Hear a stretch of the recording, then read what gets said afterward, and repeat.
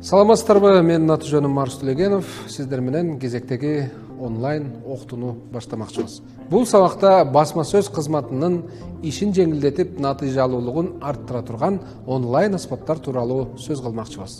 COVID-19 пандемиясына байланыштуу кырдаал баарыбызды алыстан иш алып барууга үйрөттү.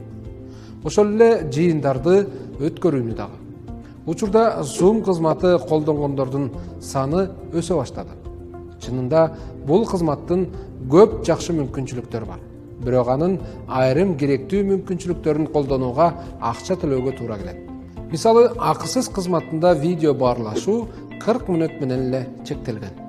Ананда моюнга алыш керек, Zoom'ду алгачкы пайдаланууда кыйынчылыктар болушу ыктымал. Болгон баскычтарын өздөштүргүчө бир топ кыйналасыз. Өзгөчө презентация же видео, фото сүрөттөрдү онлайн катышып жаткан катышуучуларга бөлүшүүдө. Ошол эле кезде колдонууда татаал эмес, баарына жеткиликтүү, анан да акысыз болгон башка дагы кызматтар бар. Мисалга, gmail.com'до катталып почтасы бар ар бир адам Google Meet видеоконференция кызматын колдоно алат. Анда 100гө чукул адамдар менен 60 мүнөт акысыз видео байланыш жүргүзсө болот. Бул убакыт мекеменин чакан жыйынын, керек болсо журналисттер үчүн онлайн пресс-конференцияны өткөрүүгө жетиштүү.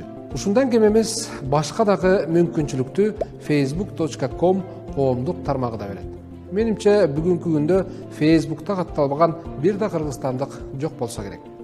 Видео жыйынды телефондогу тиркеме же компьютер аркылуу Facebook Messenger'дин жардамы менен уюштурса болот. Ал бөлмөнү ачуу жолу менен уюштурулат. Пресс-листти же кайсы бир документти даярдап жатып, аны бир канча адам менен макулдашууга туура келет.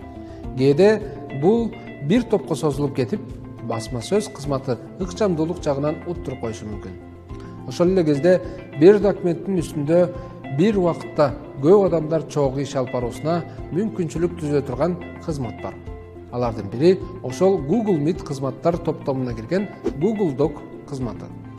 Google'га караштуу gmail.com почтасы барлар Google дискке кирип, көп жагынан Microsoft Word документине окшош документтерди ачып, анан чогуу иштөөгө башкаларга да укук бере алат.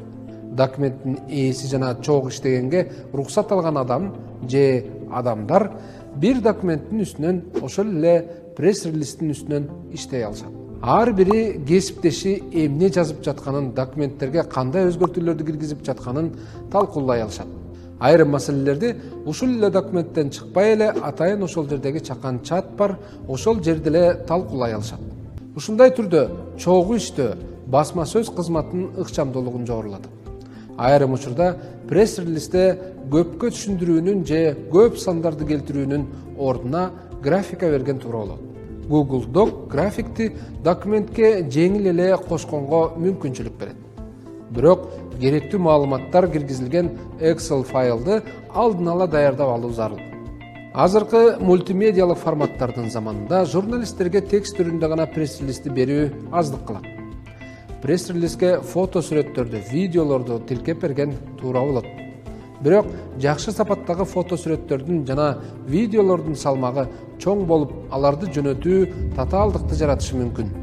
Мындай учурда почта кызматы берген эс тутуму, көөлөмү да бат болуп калышы мүмкүн. Мындайда атайын файлдар менен бөлүшүү кызматтарын колдонсо болот. Интернетте ушундай мүмкүнчүлүк берген көп кызматтарды тапса болот. Акысыз да акча төлөп колдоно тургандагы бар. Алардын арасынан акысыз, чоң көлөмдөгү маалыматтарды жүктөп бөлүшүүгө мүмкүнчүлүк бергендердин айрымдарына токтолсок. Anon Files акысыз, сөзсүз катталууну талап кылбайт. 20 гигабайтка чейин файлдар менен бөлүшсө болот. Ошондой эле Mega Checkit NZ катталгандарга акысыз 50 гигабайт маалымат сактаганга жана башкалар менен бөлүшкөнгө мүмкүнчүлүк берет. Ушуну менен басма сөз кызматынын ишин илгерилете ала турган айрым акысыз онлайн аспаптар менен тааныштык. Көрүшкөнчө, саламатта туруңуздар.